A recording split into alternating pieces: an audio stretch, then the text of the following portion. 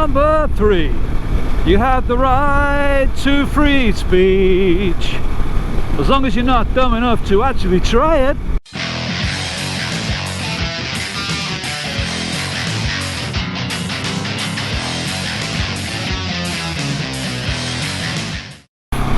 Good morning, Codger Biker here. As I've said many times in my life before, apologies, this may be a long one. Right, I'm going to pull over here and I'm going to do my 2-year review. 2 years, Wolfgang, already. Seems longer. Yeah, alright. 2 years me and Wolfgang have been together, almost exactly.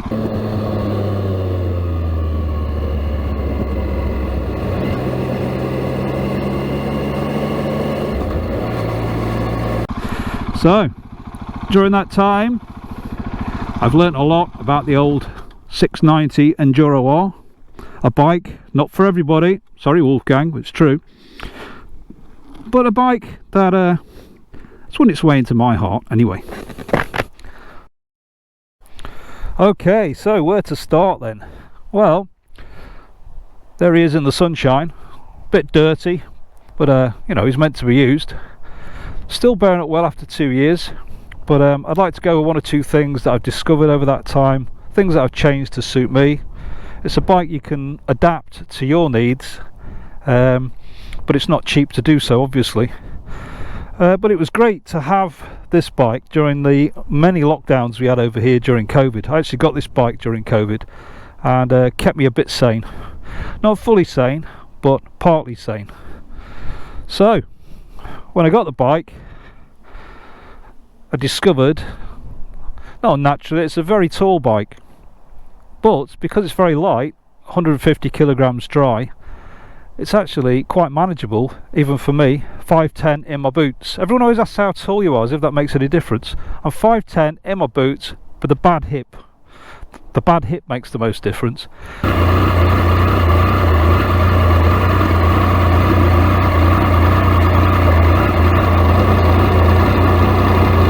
So it was quite manageable, but due to COVID and everything that was going on, I couldn't get a lowering kit, a KTM one, so I got a 1-inch Cuba link from the States and had that fitted, which lowered the bike by, now it says a 1 inch, but on this version of the bike it lowers the bike by about 1¼ inches, but you can't fit the 1 5/8 inch on this one. You have to modify part, I can't remember which part of the link, but something has to be modified on it to make it fit, and I didn't want to do that. So that lowered the bike by about 1¼ inches. And then if you notice, I've got the seats concept seat, and I got the low version, which gave me a little bit more, can't remember exactly, another 40mm or so. So the whole bike's actually sitting about maybe 1.5 to 2 inches lower than it would be, and the forks have been stood up at the front by 20mm, and that has worked perfectly. I've been off-road, on-road, all over the place, never had a problem with it. High-speed motorway riding, it's never bottomed out. I've got a tail tidy on, the number plate's still there. I was a bit concerned it might smash that up, never has. Obviously I'm not a 90-mile-an-hour Evel Knievel motocross demon. If you were, you'd want a taller bike anyway, so you know, for my purposes, it's worked out absolutely brilliant. It's perfect, gives you a lot more confidence, not so much with the traffic lights and things, but whenever the road's uneven, you put your foot down, it's a bit lower than you expected. If you do the old 1 foot, which I do anyway, it tends to be just fine. I think I could have got away with not lowering it, actually, to be honest with you, but anyway, that was done. I think the thing about these bikes is you've got to decide what you want to do with it. For me, I wanted to create the lightest weight ADV bike that I could, with the budget that was available to me. And so this bike now, when I weighed it with a full tank of fuel, all the fluids on board, is about 170 kilograms, which is 80 kilograms lighter than your traditional ADV bike, and 80 kilograms is what I weigh. So it's like, if I put a pillion on this, it'd weigh the same as your average Teutonic ADV bike. So obviously it's got far more off-road capability than any of those ADV bikes, but it's not as good on road, although I'll get to that in a minute. Push it. Thank you. Wolfgang, don't let me down. Not at the time. So, to make it more of an ADV bike than an enduro bike, I replaced the wheels with tubeless tyres and tubeless wheels. Very expensive, but I'm glad I did, because I've had punctures and it's been very easy to plug them with Dynaplug, and I rode around for 500 miles with a Dynaplug in. I put 2 Dynaplugs in actually, and there didn't seem to be any issues with it whatsoever. I think I could have worn the tyre out. But at the moment I have changed the tyres to a more road focused, they say 50-50 but I think they're 80-20, which are Avon Trail Riders, which kind of match the kind of this is my kind of riding. This is what I love to do.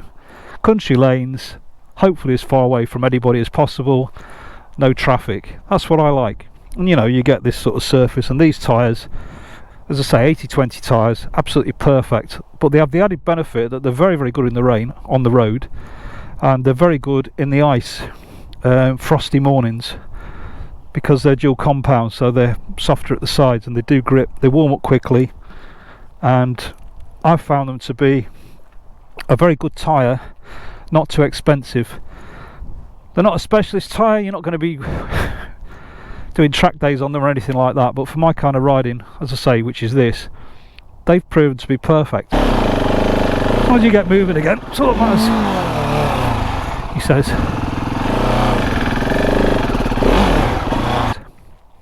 So tubeless tyres, tubeless wheels. Now obviously when this bike comes, it's more naked than a naked bike. There is nothing at the front to protect you from the wind, which is great if you're off-road and you're leaping about. But if you have to do the motorway riding that I do to get anywhere, it was nice to have. First of all, I put a Touratech screen on, which helped a little bit. Basically just takes the wind off your chest. Quite like that, but I had at the time the sat nav was on the handlebars, which I don't like. Looking down at that, it's not good, particularly as you get older and you get more long-sighted like me. So I wanted a sat nav higher up. So in the end I took the plunge and bought this Raid Garage fairing. Have done a whole series of videos on that. Incidentally, there is a playlist to all of these, which I'll link at the end of this video. If you don't know how to find a playlist, wait till the end, click on it at the end, or look in the description, I'll place it there as well. So I took the plunge, bought the Raid Garage fairing. I wasn't overly pleased with the way the cables are handled, but I've sorted it out. That's okay now. I noticed the newer version, they've addressed that. They do listen to your feedback, Raid Garage, very good at that. Well, the main reason I wanted it was for the screen, which is 80%. There you get some buffeting, particularly if the wind's coming from this sort of direction, can shake your head around quite a bit. If you're into it, it's not so bad. But any wind from the side, 'cause it's quite narrow, and you do get quite a head shake, I find. Seat's comfortable if you sit back a bit, and 6th gear, trundle along to your heart's content.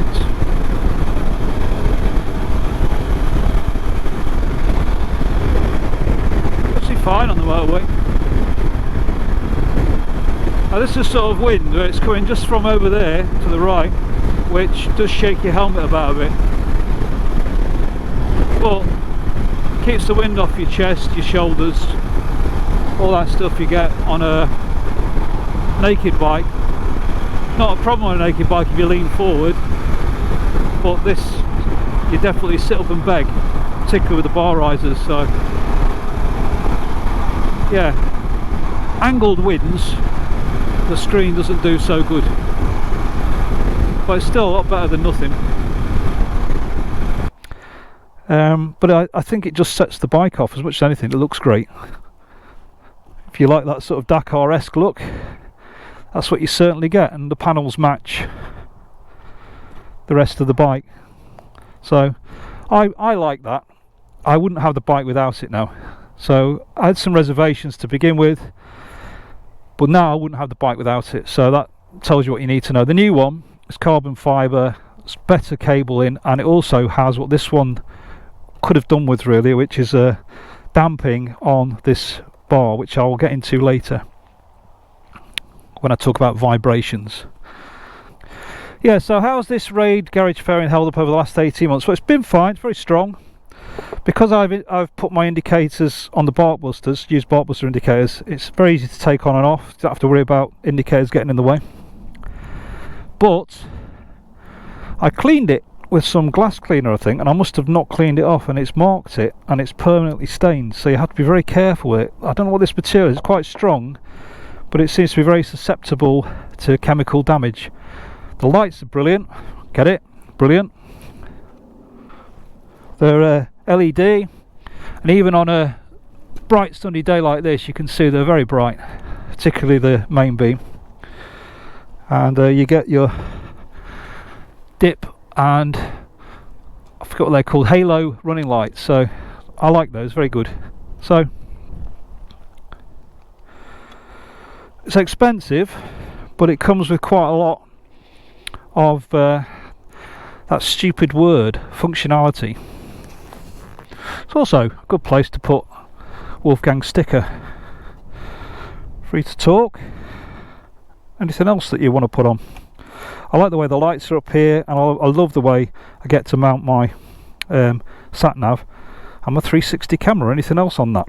It's been very good.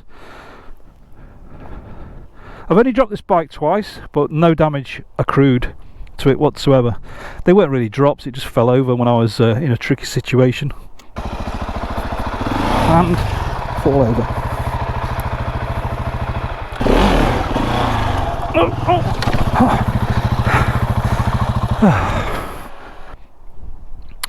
What else have I done? Oh yeah, I put wider foot pegs on because the ones that come with it, stock ones, are just too narrow. These are much wider. These are Bosley ones. I chose those because he'll custom make them for you. These are 20mm lower, and he provides a lower brake foot so it's level. I don't like it if the brake is above my foot. I like it to be level. That's more or less exactly how I like it. I use the rear brake a lot. You hear people who say, oh, you only use the front brake. Not on my bikes you don't, well, not on this particular bike. It's just the way I grew up. I use both brakes, or even favour the rear off-road. Mirrors, I had for a long time. I used those double take mirrors, which are great, no problem with those at all. But I also came across these flip up mirrors on Rottweiler mounts, and I don't know, I just prefer them. Although they're quite small, they do me. I can see enough behind, or seem to see enough behind, to go around the country on them, and if you go off road you can just flip them up out of the way. And I've dropped the bike a few times twice with the mirrors on, and they've not broken. I think these are Arrow mirrors that I got with them, but there's lots of replacement ones on eBay I've noticed are much cheaper. Next up, Gorage of Wings, I think supplies the best exhaust for this bike, in my opinion. Obviously there's the Arrow full system, but I don't need that. The main problem with the stock exhaust is it's basically a nuclear reactor. It's so hot because the cat's in there. It made me worry about putting luggage on or even burning myself. It's quite dangerous, so the Wings runs much cooler, much cooler. And fair play to Garage, I did say to him that it was a bit noisy with either of the DB killers that he supplied, so he developed a new very quiet DB killer, two-parter, which I did a video on, and a lot of people have said to me they've ordered them, so hopefully he's done alright out of that, because I think mainly I may have just made that because I'd requested it. I don't know. Either way, Gorage, if you ever see this, thank you very much. It's been absolutely brilliant. It's been on for 18 months now, and I love that exhaust. It's got a better quality sound than the stock, but not too noisy to annoy my picky neighbour, Dr. J.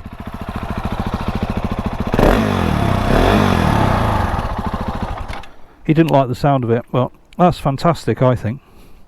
So yeah, the seat concept seat, very expensive. Would I recommend that? Probably not the low one. If you wanted a comfort seat and a higher one, maybe it's okay. I'm going to try some of that mesh on it at some point. What is good about it is you can sit back here when you travel on the motorway and things, but it's just so very expensive to get in England because you end up with duty, all sorts of taxes. Buying anything from outside of this country is a pain in the neck, but because it comes from America, it always has been difficult. So if you can get one in the UK, if you're in the UK or your country of origin, buy it from a dealer, you'd be better off than buying it direct, I have found, because you get stung with import duty and tariffs. It's the world we live in. But now I've got it, yeah, it's good. I like it. It's you can sit forward if you're off-road, or you can sit back here. And the main thing about this bike is it's never going to be a comfortable tourer. It just isn't. It's never going to be a two-up bike either, even though it comes with pillion pegs, which I've taken off. I don't see this as a two-up bike at all. So that would be a limitation if you wanted two people. Don't touch this bike, I would say. Two-person touring, no, it's just not for that. I have done some long distances. The first I've done in a day is about 300 miles. It was okay, fine, not a problem. Could do that day after day. If you've seen Itchy Boots, she's riding around on CRF 300, and you know, she just takes the time, and that's what you do. Although on this bike it's much more, I would say, of an ADV bike potentially than the CRF 300. It's much faster, much more power. It'll sit at 90 miles an hour easily. It just doesn't mind. It's a lot more powerful than the CR 300 for no more weight. Obviously it's a lot more expensive, but you get much better suspension. The stock suspension, not touched, is fantastic. Fully adjustable. I've got the KTM aluminium bash plate on it, which has been fine. An upgrade from the plastic one, which I found was vibrating a bit. That one's been quieter.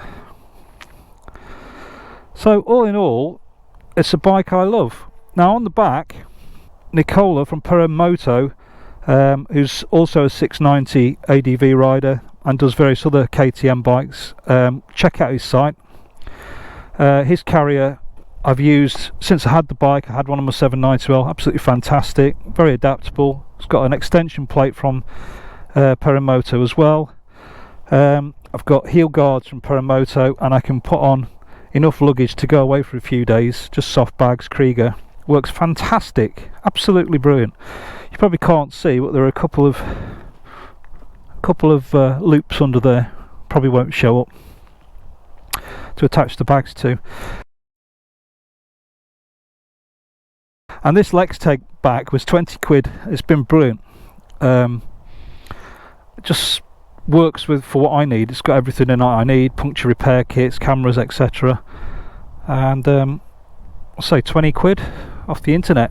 When I bought this bike, it was pre-registered, so I got it at the end of the selling season, and I bought it the day before everything shut down. So although it's 2 years and 4 months old, and I've had it for exactly 2 years, or it's registered 2 years and 4 months ago, it's actually had less than 2 years on the road, because we had month after month after month of lockdowns, particularly in the city where I live. So I've done 5,000 miles more or less over that time with it, and people go on about KTM reliability, never had an issue. So, you know, that's all I can say. The only minor thing I have noticed is occasionally you get some condensation in the LCD, but nothing like the 790. It just seems to be a KTM thing. Condensation, you see it? Tiny bit in the sun, you know.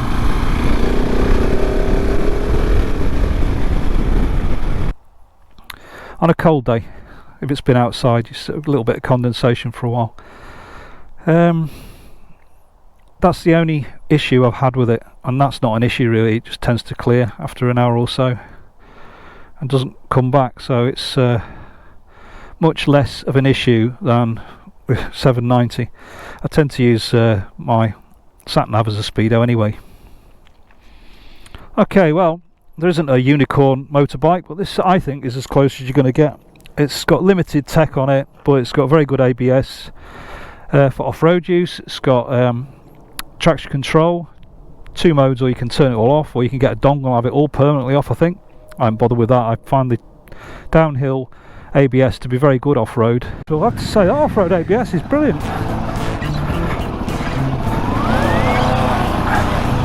I tend to ride on the back brake and not use the front, but that is absolutely brilliant.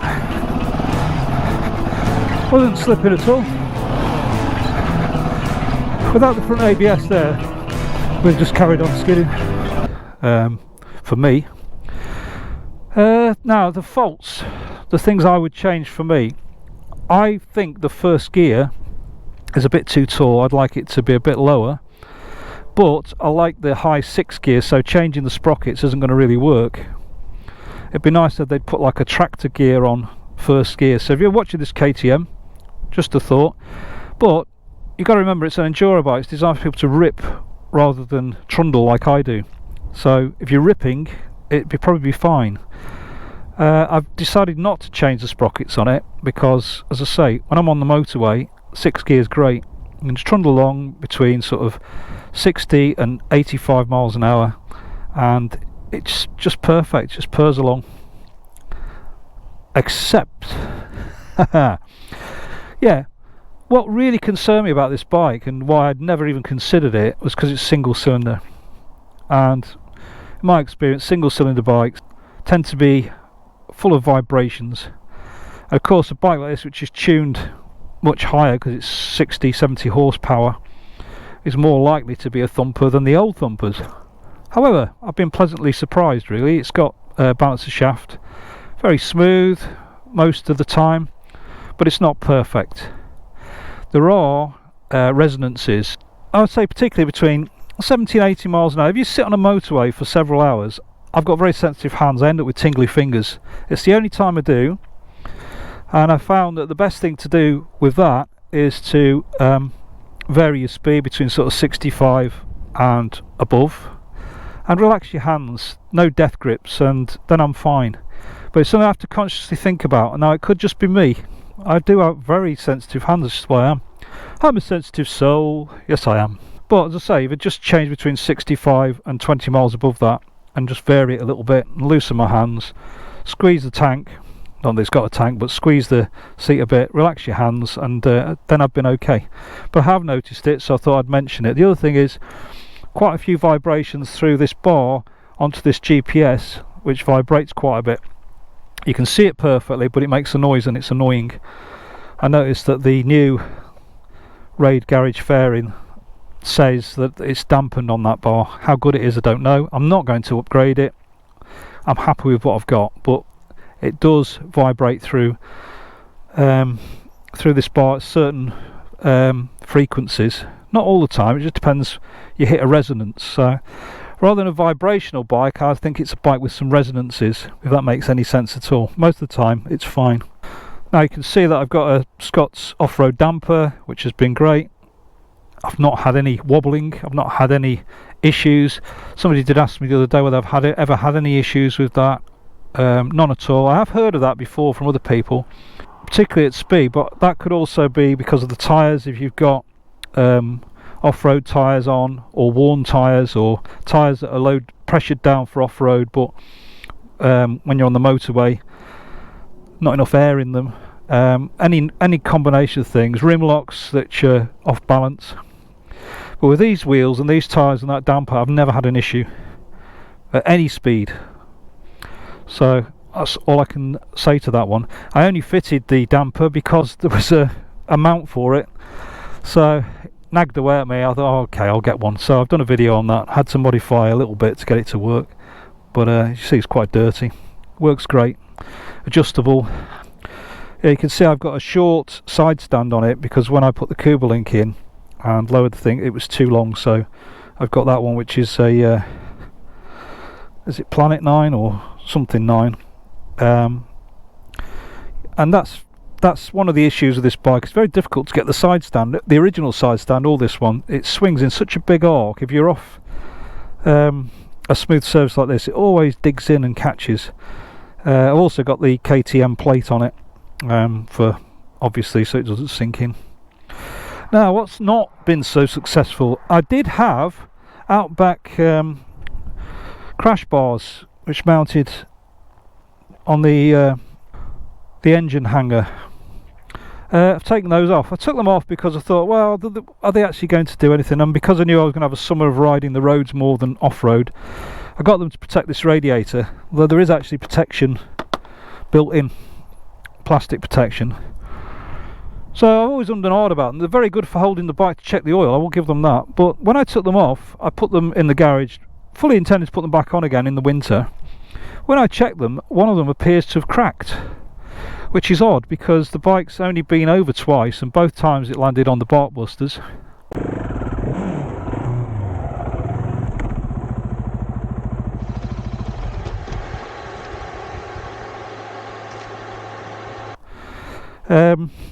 So, and I was barely moving, I mean literally 1 mile an hour, if that. So yeah, I'm not so sure about those Outback crash bars. Maybe I just got unlucky, but I'm going to check.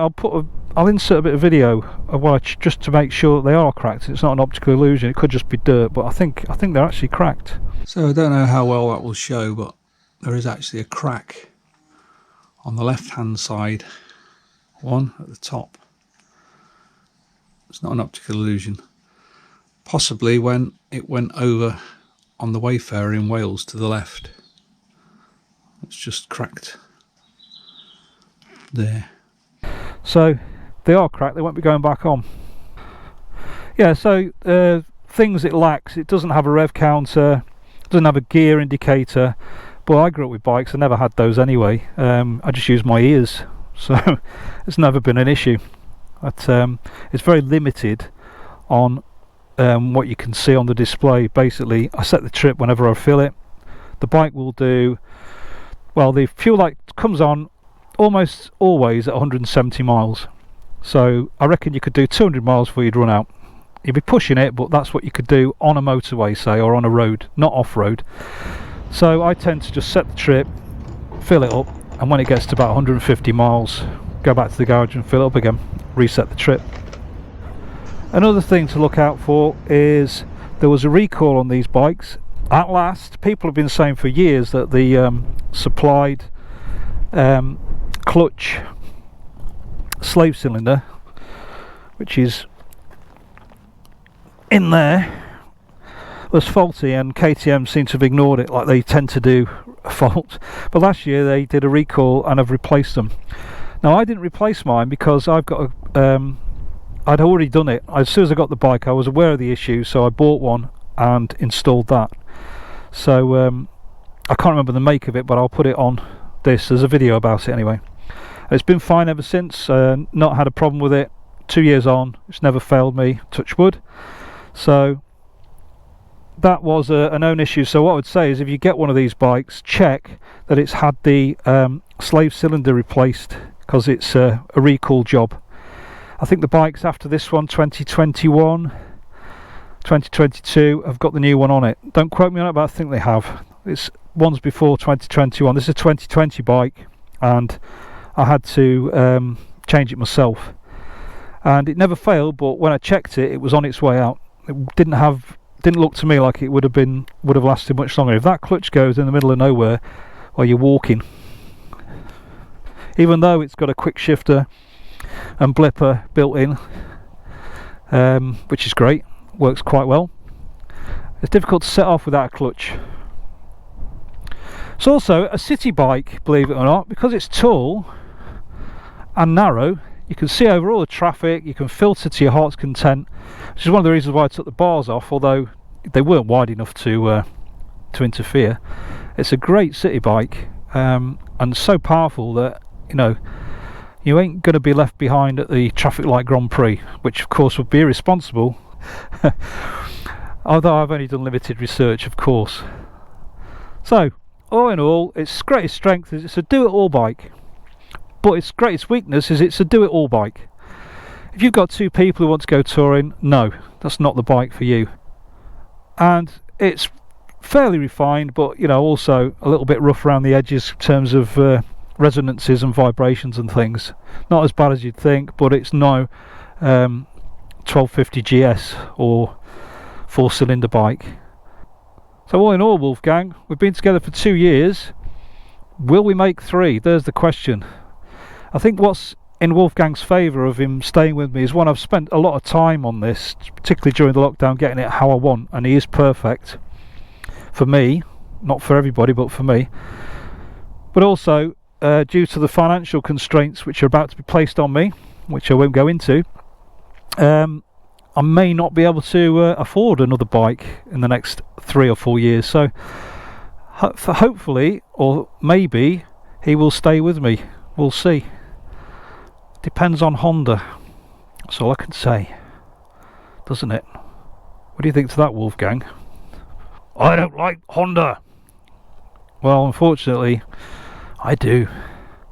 So, hope that's helped a little bit. I know it's been a bit of a waffle, but what else can you do? These are the things that have occurred over the last 2 years. These are the things I have learnt. Those are the things that I have done to the bike to make it suit me. And overall, I'm very, very pleased with it. I do get bored though with bikes. I mean, just sometimes you'd like a change, wouldn't you? I can hear you. Okay, just talking to myself. But no, overall, I do love the bike very much. I really enjoy it. I got out today. As soon as I got down the road, I went, oh, now I remember why I love this bike. What have I forgotten? Oh yeah, I've got bark busters, of course. Got my bark busters on. Oh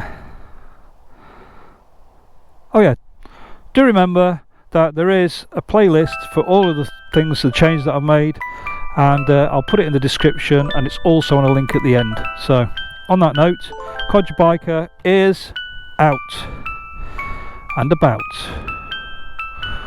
like a lout.